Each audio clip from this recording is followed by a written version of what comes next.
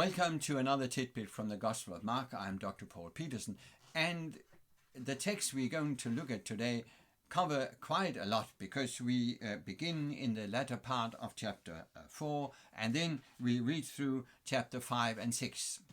That means that there is a limit to how many tidbits I'm able to bring to your taste, simply because of the limitations of time. We begin with the storm on the sea. Then there is a healing of a demon-possessed man in the land of the Gerasenes. Then you have the story about the healing of the daughter of Jairus, and sandwiched in between the healing of the woman with the bleeding illness. Then Jesus moves to Nazareth. He sends out his disciples, and another sandwich story, the beheading of John the Baptist, is told before the disciples return. And then you have the first feeding of the multitude. So let's begin with the big question raised at the end of chapter 4.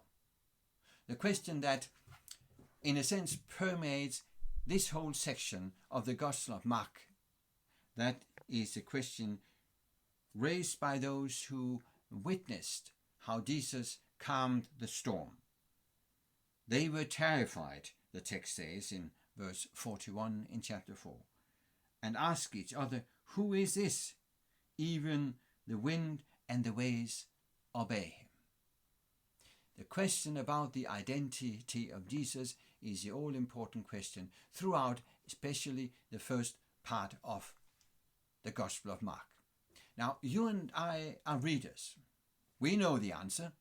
We're told in the first line of the Gospel.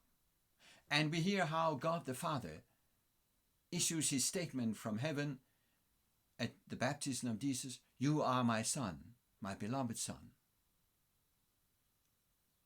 in whom I'm well pleased."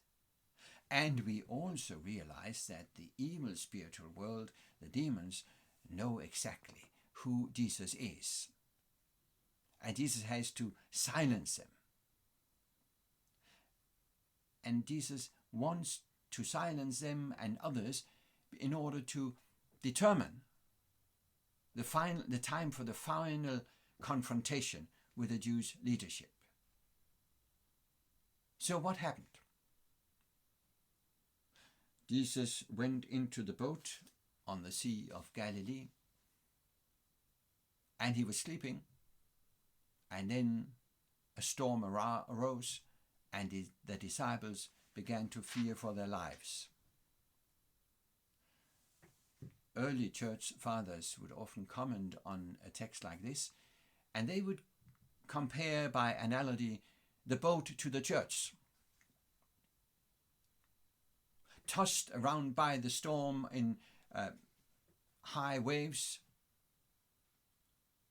and members being frightful, afraid of what would happen. But Jesus calmly waking from sleep and silencing the storm. Now, when he is in the boat, you do not need to fear. They would also compare this story particularly with the story about Jonah in the Old Testament, who was in a boat, in a storm, in a ship, sleeping, and then was thrown into the sea and taken by a big animal, fish. You know that story. And there are some linguistic reasons for seeing that parallel here, but the main point is still, who is he? And who he is then revealed or disclosed in the following story, because they arrived to the other side of the Sea of Galilee. They arrived to an area that was dominated by Hellenistic culture, by pagans in a negative way of saying it, and there in the land of the Gerasenes or Gadarenes, two names for the same, there is a man possessed by a demon. People have tried to keep him, to restrain him, to keep him calm without success. And he addresses Jesus. We read in chapter 5, "What do you want with me?" Verse 7. Jesus, Son of the Most High God. That title was a typical title that would be used by pagans addressing God. But the demons know who Jesus is. Jesus has said to him, "Come out of this man, you evil spirit," and then it is disclosed there is not one, there is a whole legion of demons possessing that man. And Jesus, well-known story, throws out the spirit. He sends them into a group of pigs that were feeding on a nearby hillside, and they burst along and stumble into the water and drown. That's a dramatic part of the story in itself. But then people hear about it, and they come and they find, in verse 15, the man who had been possessed by the legion of demons, sitting there, dressed and in his right mind. And they were afraid. Now, the power of Jesus, the miracle, made them afraid. That happens sometimes when the power of God shows itself. We as humans feel this is too much. So they beg Jesus to leave the region. He does so. But before, as he is leaving, the demon-possessed beg to go with him. And then you have a surprise part of the story. From verse 19, Jesus did not let him, but said, "Go home to your family and tell them how much the Lord has done for you, and how he has had mercy on you." So the man went away and began to tell in the Decapolis, named for 10 cities, 10 major cities of the area. He began to tell how much Jesus had done for him, and all the people were amazed. And the reason that we should be amazed is that all throughout this part of the Gospel of Mark, whenever somebody reveals who Jesus is, whenever somebody is healed, Jesus asks him to keep quiet, to be silent. But in this case, he allows the man, no, he asks the man to tell about it. What makes this difference? And the whole point is probably that this demon-possessed man, now healed, lived in a pagan area. He is, in a sense, the first missionary sent by Jesus to pagan territory. And the revelation of the mighty acts of Jesus to the pagans would not here make Jesus confront the leaders in Jerusalem. In the Jewish territory, he wanted silence because Jesus himself wanted to set the time for the final confrontation. But this was in another territory. So here you have the first missionary to Gentiles, to use a more positive, loaded expression. And then, as Jesus moves along, he sends out his disciple after visiting Nazareth with not too positive an outcome. Mark does not tell as much about this event as you find in, for instance, in Luke. You have the dramatic story about the beheading of John and the return of the disciples, the apostles. They gather around Jesus, chapter 7, verse 30, and reported to him, chapter 6, all that they had done and taught. And then he tells them, because a lot of people come with me by yourself to a quiet place and get some rest. Now people follow him anyway.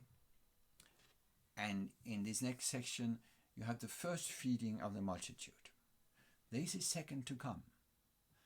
Jesus is the one who can calm the storm. He's also the one who is able to create manna from heaven. And the people want to crown him as king. That is more clearly and explicitly stated in the other Gospels, especially in John 6. Here we just have a hint of it, because the disciples also want it. So when that event is over, Jesus has to make his disciples go into the boat. In verse 45 in chapter 6 it is said, immediately Jesus made his disciples go into the boat.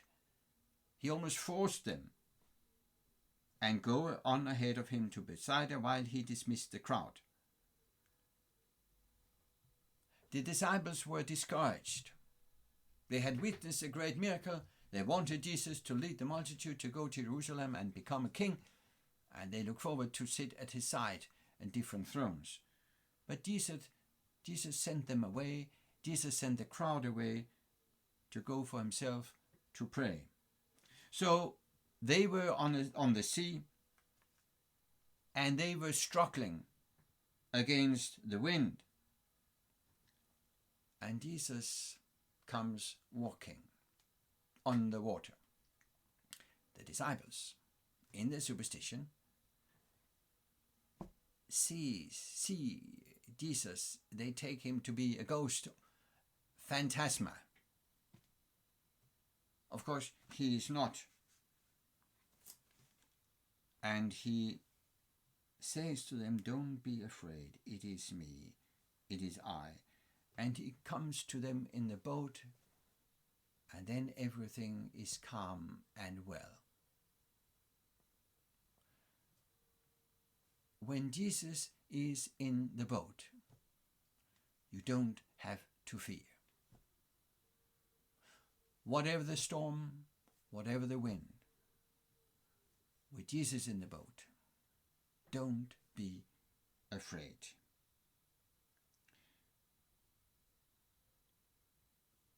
So, here we have Jesus with his disciples. Did they understand? And the answer is not yet. And that is a thought we want to pursue as we go on reading the next chapters and commenting on the next chapters. Thank you for listening to this tidbit, and welcome to what follows.